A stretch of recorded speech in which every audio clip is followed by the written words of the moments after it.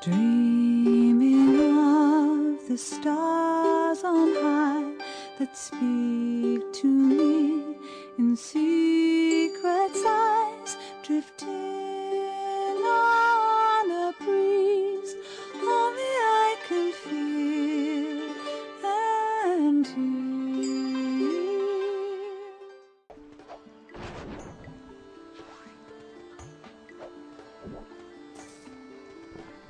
The group encountered many other groups of goblin Heartless along the trail, but they proved more of a nuisance than a problem. A few times, the group had to cross the stream along the remains of bridges.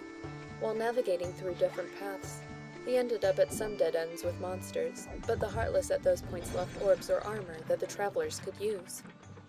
Eventually, they reached a sign that pointed 2 different directions, but time had worn both trails away.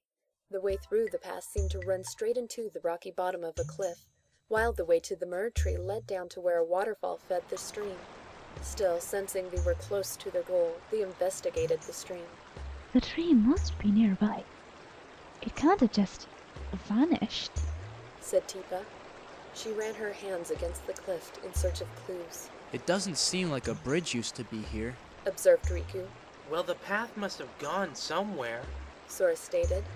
He got down on his knees and felt the ground, pushing blades of grass aside, while looking for traces and hints of the path.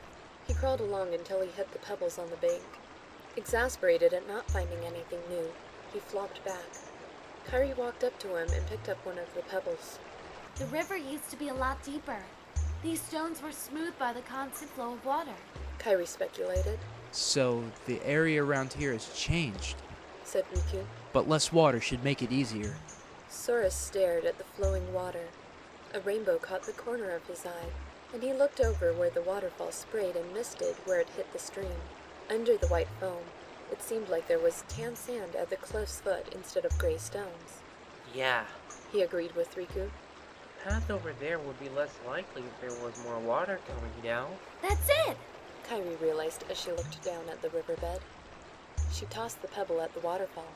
A splash could be faintly heard over the river's noise shortly after the pebble passed through the waterfall. The boys looked at Kairi with puzzled expressions. Don't you see? She exclaimed. When there was more water, there was more force pushing over the waterfall, so it fell further out. The path used to be where the water now is. Ah, very clever. Tipa concurred. The hidden trail gives the tree natural protection. Tipa walked up to the waterfall and parted a section with her hand. She looked into the darkness on the other side, nodded, then walked under the waterfall. Sora sprung up and followed her with Riku, Kairi, Zefferia, and Mog. Under the waterfall was a small tunnel. They followed it into a lush grove enclosed by cliffs. On the far side was a tree with long, narrow leaves that curled down to a point. Tipa pointed at it. There is the Myrrh tree, she exclaimed. The group started running, but lost their footing as the ground quaked beneath them. A few rumbles could be heard and felt. They drew their weapons as they managed to stand back on their feet. Suddenly, a giant crab sprung down from the cliff and intercepted the travelers from their goal. It was taller than the tree and took up most of the grove. It had a pink shell with a design swirled on its forehead. One claw curved like a scythe in front of its mouth, while it used its 2 pincers to snap at the group. Sora and Riku each fended off a pincer. The creature spat green gaseous bubbles from its mouth that floated through the air. Tipa shot spells at the bubbles to counter them. Keep away from those. They'll paralyze you, she warned. Sora knocked one of the crab's pincers up and struck one of its legs. It let out a wail as it flailed its limbs. Its legs gathered under it and sprung high in the air. The noon sun made it hard to follow it as it apparently shot straight up. It landed with a rumbling thump behind Kairi, causing everyone to lose their balance again. The colossal crustacean lifted its lower claw and swung it around, hitting Kairi in the spine. Despite the pain, she swung her keyblade at it as it drew her closer to its mouth. The blade dispersed many of the gas bubbles, but she was getting too close to have room to swing her attacks. She pulled her keyblade back and shoved it into the small round mouth of the monster, plugging up the paralytic channel. She could hear its teeth try to chew through the foreign object. Enraged at Kairi being in danger, both Sora and Riku charged to free her. Its pincers blocked their attempts as well as their view of Kairi's struggles. Still, they continually slashed at the creature with all of their might against the impenetrable shell. Tipa pulled out a blue and white sphere from her pouch and cast an ice spell on the creature. It didn't harm it, but it did slow its movements down, so she continued repeatedly casting the same spell.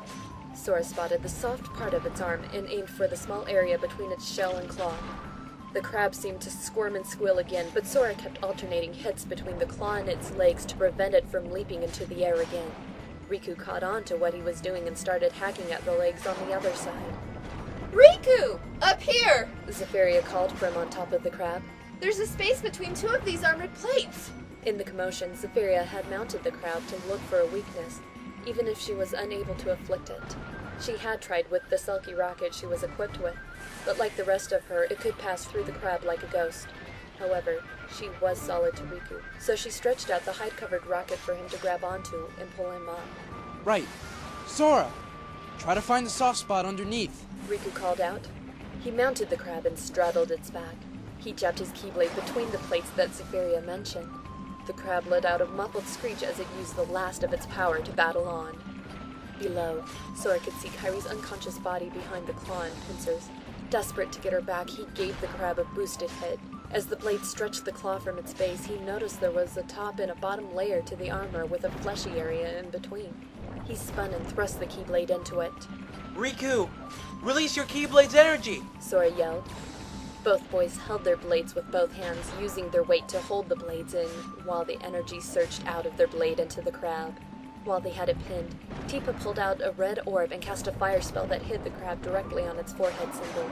The monster shook uncontrollably until it collapsed into a lifeless heap.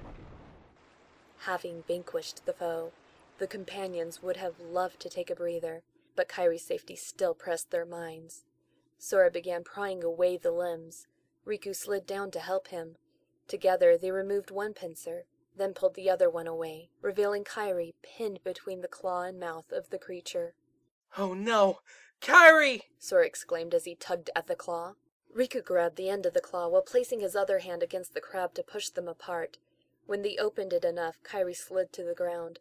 Sora ducked under the claw to grab her, while Riku got her legs and they pulled her out and laid her down on the soft grass.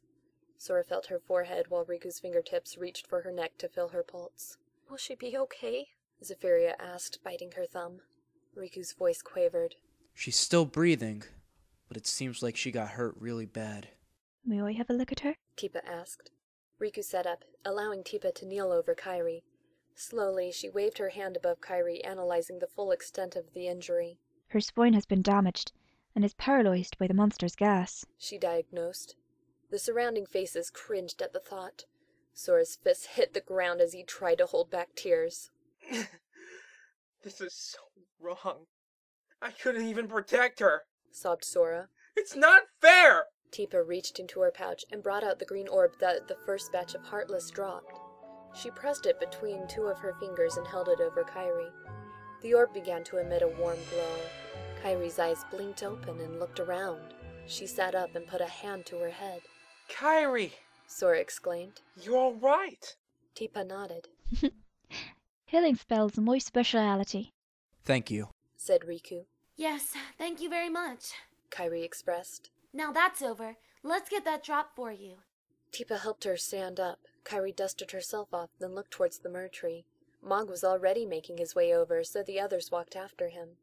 Tipa grabbed the chalice from Mog and slid it onto a root that popped out under the leaves. The leaves glistened as the dew gathered over them and slid down and dripped into the chalice, passing through the tiny crystal and forming a liquid sphere that held in the center. Riku sighed. All this for one drop of myrrh. One drop, but it will continue to protect the village. We are in debt to you for your help.